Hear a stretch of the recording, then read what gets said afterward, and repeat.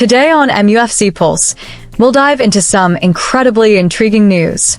Man United eye up Sunderland star, and Eric Cantona has a say on Højlund's dip in form. For more on this story, check out the video.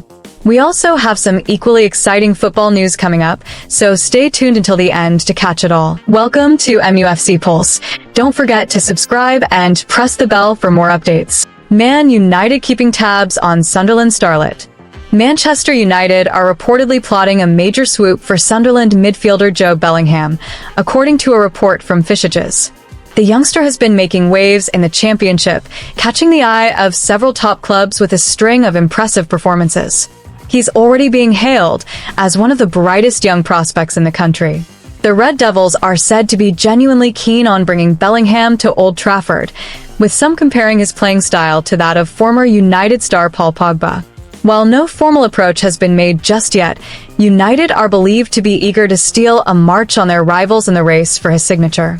At just 19, Bellingham has already clocked up a remarkable number of senior appearances, a testament to both his talent and maturity on the pitch. His development so far suggests he still has plenty more to offer, and United appear confident he could become a key figure in the future. Whether the teenager would walk straight into Ruben Amorim's starting lineup is up for debate, but it's clear he'd be viewed as one for the future rather than an immediate fix. Dan Neil has gone so far as to call him a freak of nature. High praise indeed. Given the trajectory his brother Jude has taken, United will be wary of letting another Bellingham slip through their fingers. Eric Cantona weighs in on Højlund's struggles after Wolves' defeat. Manchester United suffered yet another setback in the Premier League, falling to a 0-1 defeat at home to Wolverhampton Wanderers in their Matchweek 33 clash at Old Trafford. The result marked another low point in what has been a difficult run of form for United, with much of the criticism aimed squarely at young striker Rasmus Hojlund, whose underwhelming performance has raised further concerns. Højlund, signed from Atalanta for a hefty £72 million fee in the summer of 2023, was largely anonymous throughout the first half, managing just 8 touches. The lack of involvement reflected United's struggles to integrate him into their attacking play. Though he showed occasional flashes of his individual ability in the second half, he was consistently snuffed out by Wolves' resolute backline. Eventually substituted in the 70th minute for youngster Cheeto Obi Martin, Højlund failed to register any meaningful threat on goal. The defeat leaves United languishing in 14th place in the table, a position far below the expectations of a club of their stature. Wolves' winner came courtesy of a well-taken free kick by Pablo Sarabia in the second half. The decision to leave captain Bruno Fernandes on the bench at the start drew criticism as well, with United lacking creativity in midfield, a factor that further limited service to Højlund. Frustration among supporters was palpable across social media, particularly on Platform X. Many fans labeled Højlund's solo efforts as ineffective and criticized his tendency to lose possession under pressure. With just 2 goals in 33 Premier League appearances this season, the pressure on the 22-year-old has intensified, and whispers of a potential move to clubs like Napoli or Juventus are beginning to surface among the fan base. United legend Eric Cantona didn't hold back in his post-match comments. Højlund is talent, but he looks like a boy lost on the pitch. United need a striker who can change a game, not just run about with no real purpose, said Cantona, speaking bluntly. He stressed the importance of team support in helping the Dane grow, but was clear that the player must show a winning mentality to truly succeed.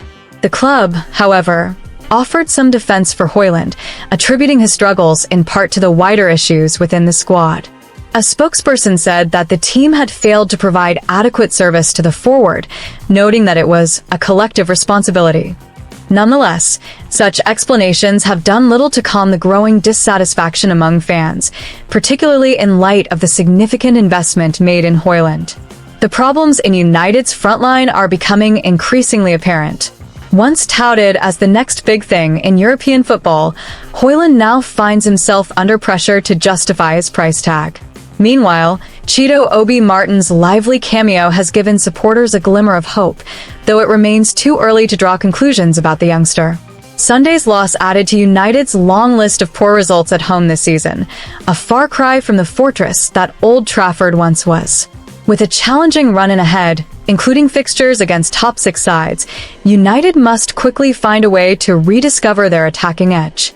Højlund, as the leading man up front, will be expected to step up and answer his critics in the only way that truly matters, with goals. For Højlund, the Wolves' clash served as a stark reminder of the challenges he faces in English football. At just 22, he still has time on his side, but the patience of the fanbase appears to be wearing thin. The backing of his teammates and the continued belief of the coaching staff will be crucial in helping him turn things around and reach the heights many once predicted. What do you reckon? Was Eric Cantona spot on with his comments about Højlund? Do you agree with the legend, or do you think the lad just needs more time and support? Manchester United injury update. Ruben Amorim's injury problems are slowly beginning to ease at Manchester United.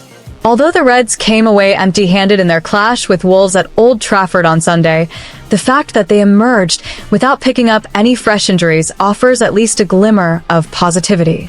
Vitor Pereira's Wolves side made the short journey north and secured a narrow victory, pulling level with United on points in the Premier League table. United remain ahead only on goal difference. It was a sobering afternoon for Amorim's side, who had only just been riding high after their dramatic Europa League triumph against Lyon on Thursday. Injuries have plagued United's season, with fitness concerns consistently disrupting the flow of their campaign. Currently, 6 first-team players remain sidelined, but the situation is beginning to improve, and several key names could return in the coming weeks. Matthijs de Ligt is one of the players edging closer to a comeback. The Dutchman has been recovering from an ankle injury, and Amorim revealed ahead of the Lyon match that the defender is making solid progress. He could be in line to return in early May, possibly for the match against Brentford on Sunday the 4th. Young midfielder Aiden Heaven, who arrived from Arsenal in February, made a strong early impression before being struck down by a knee injury. Just as he looked set to return, he suffered another minor setback in training. Amorim dismissed it as a small spot, and the teenager is still expected to be back in time for the Brentford fixture.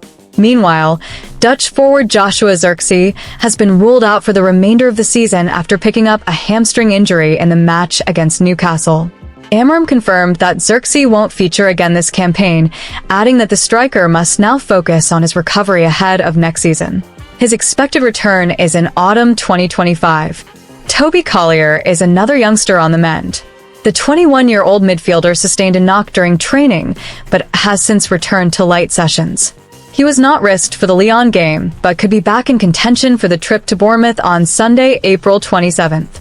Collier has featured 6 times in the league this term and will be keen to finish the season strongly. There was also a hint of unexpected good news regarding Amad Diallo. The winger had been ruled out since February with ankle ligament damage, and it was initially feared his season was over. However, Amorim has since suggested Diallo might make a surprise return before the final game of the campaign, possibly as early as the 25th of May against Aston Villa. Finally, Johnny Evans was back in the matchday squad against Wolves, having shaken off the back injury that had kept him out since December. Though he didn't feature on Sunday, Amorim confirmed his return to full fitness is near, and he could play a part against Bournemouth. On the other hand, Lisandro Martinez remains out for the long term following an ACL injury and is not expected back until winter 2025. Hit that like button, subscribe, and let us know in the comment your opinion.